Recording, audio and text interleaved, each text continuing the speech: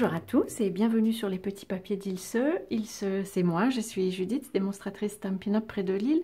Le projet que je vous propose de réaliser aujourd'hui, c'est cette petite boîte qui est une boîte en fait que j'avais eue en swap à une réunion précédente de Stampin' Up. Donc voilà, l'idée vient de Aline Borin, si elle se voit. Un grand merci à Aline pour cet échange. En fait, les swaps, ce sont des boîtes, des cartes, un petit objet qu'on fabrique et qu'on échange avec d'autres démonstratrices lors des réunions. Ça permet d'avoir plus d'idées de création. Voici ma proposition pour cette fois-ci. Pour réaliser cette boîte, j'ai tenté d'optimiser les mesures. J'en ai fabriqué une soixantaine pour pouvoir échanger avec le plus de monde possible. Alors évidemment, j'ai tenté de limiter la perte en papier et puis j'ai choisi d'utiliser des mesures qui me permettaient d'utiliser la grille de marquage parce que le marquage va beaucoup plus vite, je trouve, qu'avec le coupe-papier. Donc le papier mesure 20 cm sur 9,9. Les 9,9 viennent du fait que ça permet d'en mettre 3 dans une feuille de papier A4. Et ensuite je passe en pouces pour les mesures. C'est quelque chose que je fais assez régulièrement, passer de l'une à l'autre. Bref, nous allons faire un pli à 1/2 pouce et un pli à 1 pouce de chaque côté en portrait. Et ensuite, avec le long côté en haut, nous allons faire un pli à 3 pouces et 3,5, donc entre 3 et 4, 6,5 et 7. Et ensuite, quand même, je réutilise mon coupe-papier, simplement parce que je suis très mauvaise avec une paire de ciseaux, je ne sais pas bien couper droit, puis quand on fait une grande série, c'est quand même plus pratique de pouvoir les couper au coupe-papier, je trouve que ça va plus vite. Donc en fait, je place mon papier à 1/2 pouce ici sur le coupe-papier.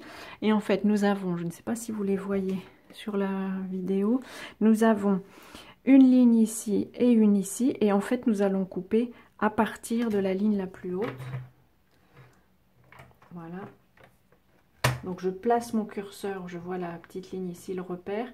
Je la place à l'endroit où je veux démarrer ma découpe et je vais vers le bas et je fais la même chose en le tournant dans ce sens-ci. Donc je vais couper d'une certaine manière à l'envers, mais ça me permet d'avoir plus de stabilité.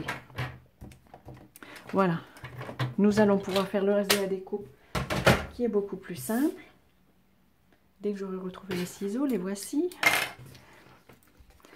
Alors nous allons ensuite du coup enlever cette partie que nous venons de couper. Je ne m'embête pas trop à le couper de travers. Vous allez voir que nous allons arrondir les coins par la suite.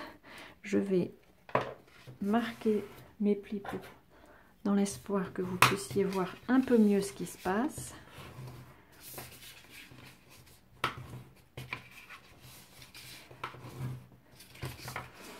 Alors c'est une boîte que j'ai trouvée très pratique comme ça pour on stage parce que elle peut se stocker à plat et on la forme à la dernière minute en fait.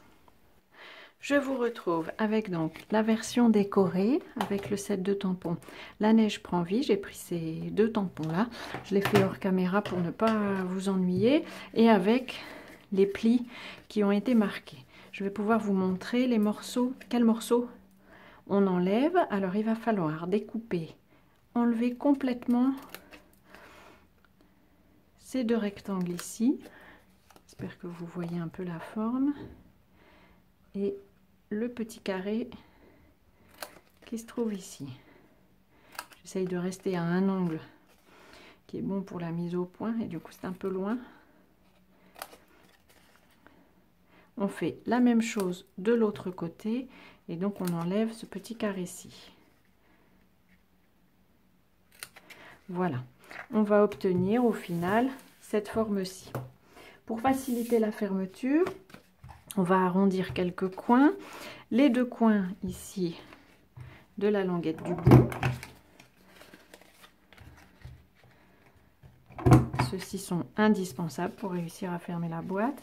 Et puis je vais aussi arrondir les coins de ce côté-ci.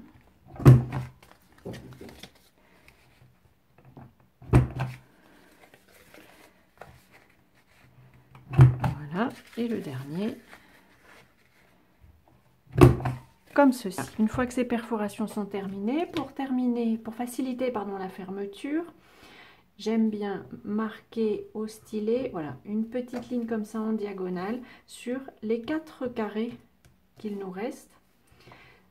On peut le faire à la main, on n'est pas obligé de les marquer comme ça au stylet. Si on place bien la boîte, les plis vont se faire tout seuls. Mais je trouve que ça rajoute quand même un peu de complications. Et en fait, tout simplement, sur un carré, là, je vais appuyer avec mon doigt pour former le pli vers l'intérieur. Et ça va nous faire nos charnières, si on peut dire. Du coup, ce sont des coins qu'on n'a pas besoin de coller à l'avance. Et comme je vous disais tout à l'heure, du coup, c'est une boîte qu'on peut préparer à l'avance, stocker à plat et fermer à la dernière minute au moment où on la remplit. Et donc, j'espère que vous avez vu, donc mon système, c'est de replier les deux côtés ici. Ces deux morceaux viennent se mettre, voilà, pour avoir une sorte de parallélépipède rectangle. Et ensuite, cette languette-ci rentre à l'intérieur du chemin qu'on lui a formé. Alors c'est pour ça que j'ai enlevé 1 cm et que notre feuille de base mesure 20 cm et non 21, parce qu'en fait plus la languette est longue, quand même plus c'est difficile à fermer. Voilà, la boîte est fermée, on a un joli parallélépipède rectangle, ça s'appelle plus comme ça je pense maintenant, ils appellent ça, je sais plus, un pavé ou quelque chose comme ça, bref.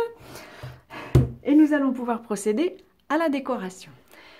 Pour la décoration, nous allons faire la version faites étincelantes. Vous aurez peut-être vu dans ma boîte de tout à l'heure que j'ai fait des versions avec le bonhomme de neige et d'autres avec des boules de Noël. Là, j'ai pris 7 boules de Noël et le souhait joyeuse fête. Je vais les faire de la même couleur que mon papier cartonné, donc en piscine partie, que je tamponne sur une chute de papier. Et le souhait joyeuse fête qui vient aussi du même set de tampons et que je tamponne aussi sur une chute. La boule de Noël, nous allons pouvoir la perforer avec la perforatrice assortie qui vient du catalogue automne-hiver de cette année. Voilà. Et par contre le souhait, j'ai décidé de le couper, d'être très courageuse et de le couper à la main. Bon, c'est un rectangle donc ça n'est pas bien compliqué à couper. Et à vrai dire, ça pardonne quelques erreurs. Voilà, tout simplement le long de l'image. Je vais pouvoir les coller avec des mousses. Alors vous allez, sur ce genre de morceaux, j'utilise souvent, alors ici, je ne sais pas si vous le reconnaissez, c'est le bord, voilà, le bord d'une feuille de Stampin' Dimensionals. On ne gâche rien, ce sont des bords qui sont aussi des mousses, alors je les utilise. J'enlève le dos, que je place vraiment tout en bas, parce que la boule de Noël prend pas mal de place par rapport à la boîte. Et voilà, donc la copine de celle qui m'avait été offerte, les mesures sont différentes, je les ai recalculées à nouveau pour coller au petit cadeau que je voulais glisser dedans. Vous voyez, elle est plus étroite, et en même temps pour pouvoir encaser le plus possible sur une feuille de papier A4. Voilà, j'espère que ce petit projet vous aura plu, qu'il vous aura inspiré. Je vous souhaite une belle semaine, le plus créative possible comme toujours, et je vous dis à très bientôt sur les petits papiers d'Ilse.